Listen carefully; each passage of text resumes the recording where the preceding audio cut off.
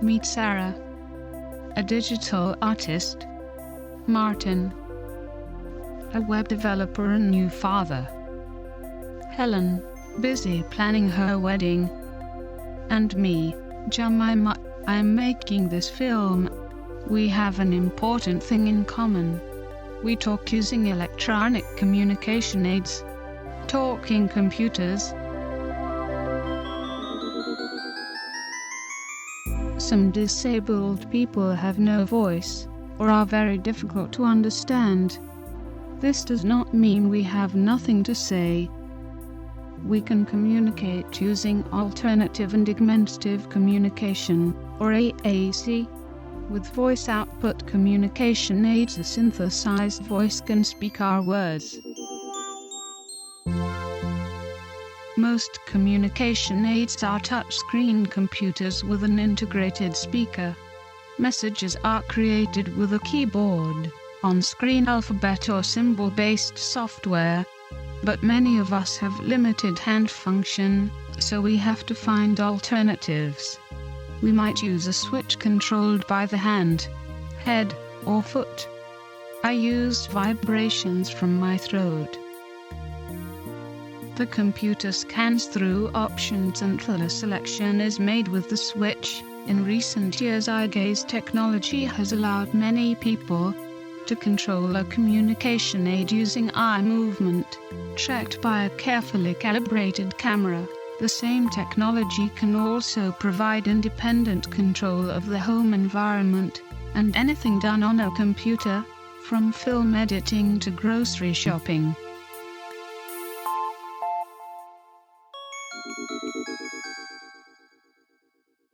Early synthesized speech sounded somewhat robotic, and offered limited choice of voices. Today a wide range of accents and characteristics are available, although some people keep the voices they have always used. Stephen Hawking chose not to update his voice, because it was so well known, and had become part of his identity.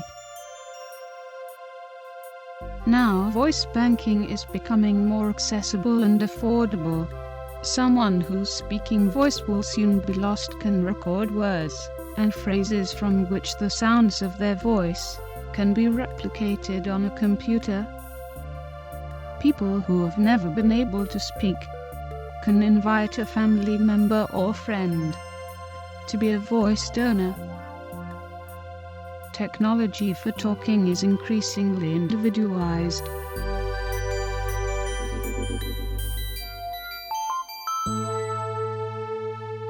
Talking with a computer is not easy. Switch access and eye gaze are tiring. It takes intense concentration.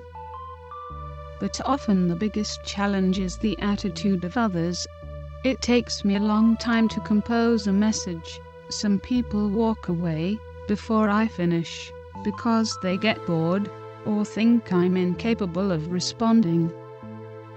We are often disregarded or patronized by people who do not recognize that we have something to contribute if they give us time to respond. Technology for talking can seem slow and frustrating, but it allows us to express our ideas, work, create, and form relationships. Sarah Ezekiel creates beautiful art using eye gaze technology. Martin Pistorius's memoir Ghost Boy topped the New York Times bestseller list. Helen Quiller helps run a national charity supporting disabled children. And I'm Jemima Hughes, a filmmaker and animator. We don't have speaking voices, but we lead full creative lives. Technology gives us a voice and enables us to participate. So next time you meet someone who talks with a communication aid, don't be shy. If you give us time to answer, you'll find we have something to say. Thanks for watching. If you enjoyed that, be sure to check out these videos next. And if you haven't already, hit the subscribe button and click the bell to get a notification each time we upload a new video.